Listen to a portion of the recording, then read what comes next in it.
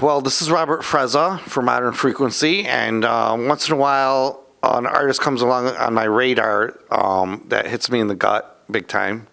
Um, and I'm sitting with him right now. His name's Leo Sawikin. Tell me about yourself, buddy, and how'd you get into music in the first place? All right, so it all started when I saw School of Rock for the first time.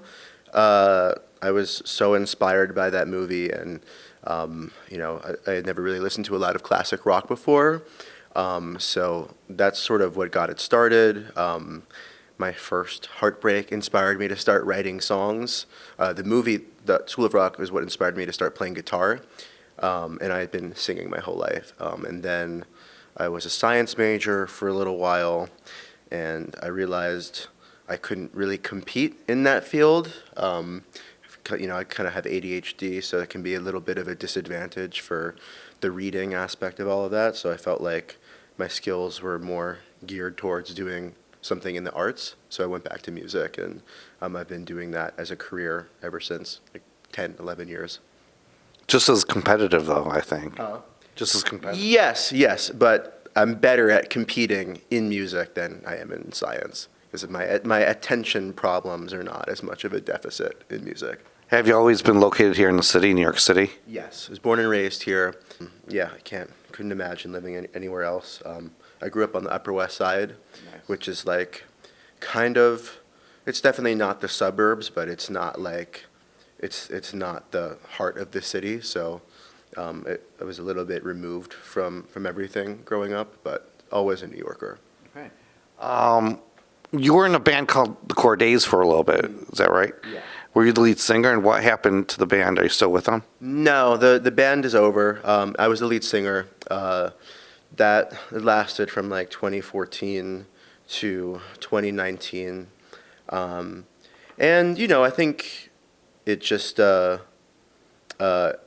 always just felt like I was always sort of the one writing the songs, and I was always kind of like treating it like a solo project, and I felt like being in the band could kind of be restricting at some times. So in around 2019, 2020, I decided to rebrand as a solo artist. Cool. Now, your stuff kind of reminds me of David Gray. I don't know if you're familiar with him. I know Babylon. I grew up listening to that song. Yeah, it's amazing. It's an amazing tune. And he's an amazing artist, too. I like him a lot, too. He's cool. Tell me about how Till You're Somebody Else, your new LP coming out on January 24th. How's it different from your last project, Romeo Way?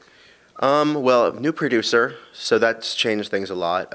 It's been produced by Phil Eck. Right. And Phil is like more of an indie producer. He produced Fleet Foxes, Built to Spill, The Shins, guys like that. So you're in good company. Yeah.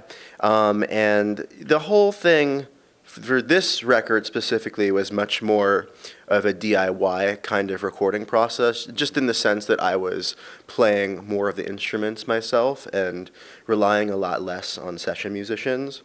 The Romeo Way, we sort of just got like a bunch of top tier musicians in a room and sort of arranged things spontaneously. And my producer at the time, Mark Swirsky, was definitely much more of an arranger. So he would always have ideas for how he wanted things to sound. But with Phil, I kind of got to find my own arrangement just sort of through laying down my musical ideas that I heard in my head. And the arrangements just sort of came together organically like that. Were you intimidated at all by his work, or? Very much, yeah. It was super intimidating, and I went in a little bit unprepared. I sort of assumed that he was going to like kind of construct things for me a little bit, which is the only thing I had ever really known in the past.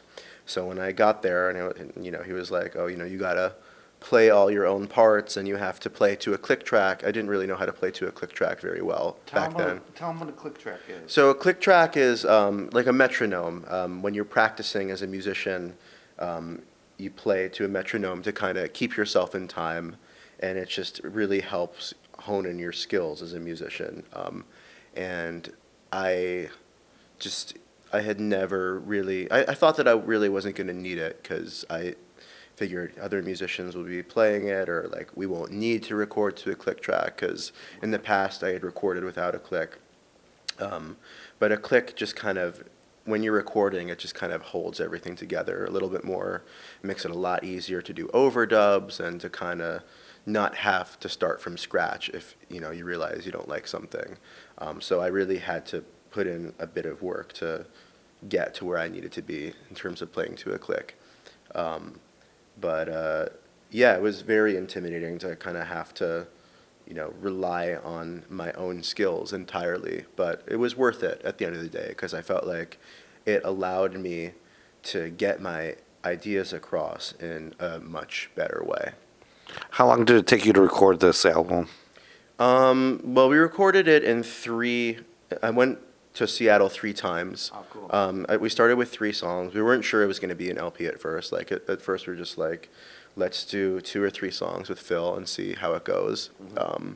And I really liked the way they came out. So we went back in March of 2023. The first time we had gone out was October of 2022. So we recorded 4 more in March. And then in September of 2023, we recorded the final 3. So all in all, it took about roughly a year, or it spanned over the period of a year, the recording process. And the songs are songs that a lot of the songs I wrote in like 2021, Oh, wow. 2022. So it was mostly the songs that I wrote like in the period towards the back end of the pandemic and like right after things opened up. Right. And I think that that's definitely reflected in the material. Very cool, very cool. You went on tour with John McLaughlin? Yes. Yeah. How was that experience like? It was amazing. I had never gone on a tour like that before, or any tour really. I'd done like mini tours kind of within the Northeast, but I had never done like a national tour like that. And over the last year, I got to tour the West Coast and the Midwest and the South and more of the Northeast. And it was amazing, like getting to see the country, getting to try all the types of food that I've always wanted to try from these cities.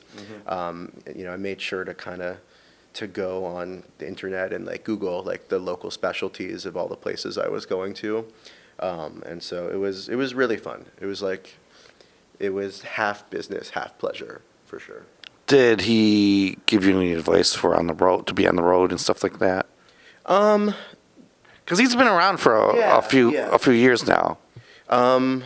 Yeah, I mean he's given me some, like, I mean he never like really like, he never gives advice in terms of like telling me what I should do, but he'll tell me about his own experiences. Like, he'll say like, oh, I wish I was less nervous when I first went on the road, like back in 2007, 2008, when he had Beautiful Disaster happening and he was doing all those radio shows. And he'll be like, oh, I don't know, and he'll talk to me about like, touring with his, how he balances touring with having a family, and like, he likes to kind of break things up now, and kind of do the touring in chunks. Right. So, he's told me more about his own experiences rather than telling me like what I should do. Very cool, very cool. And your music, it really stands for itself, and the vocals are amazing too. And did you have any experience prior to Roll Me Away, vocal lessons or anything like that? Yeah. I've been taking vocal lessons for 13 years. I've worked with a couple of different instructors, and I used to, on the first couple of albums I did back, 10 years ago, I definitely had a bit of trouble getting the takes that I wanted. I had, a lot of it had to do with my lifestyle at the time. I smoked a lot, and I would eat a lot of like very heavy foods in the studio on days that I was singing, which was not helpful. It also didn't help that like the studio we were at was on the Jersey Shore, which is like in the heart of like the best chicken parm sandwiches in the entire country. So I always kind of felt like obligated to have like a delicious sandwich when I go in to do that. But yeah, I've learned the importance of kind of self-care for having good vocal performances. And I mean, and working with like the different instructors, the thing that's helped me the most is just kind of having like a more dialectical approach to singing where you're sort of just like trusting yourself, and knowing that you can kind of do better, but also not like beating yourself up when you don't sing something perfectly.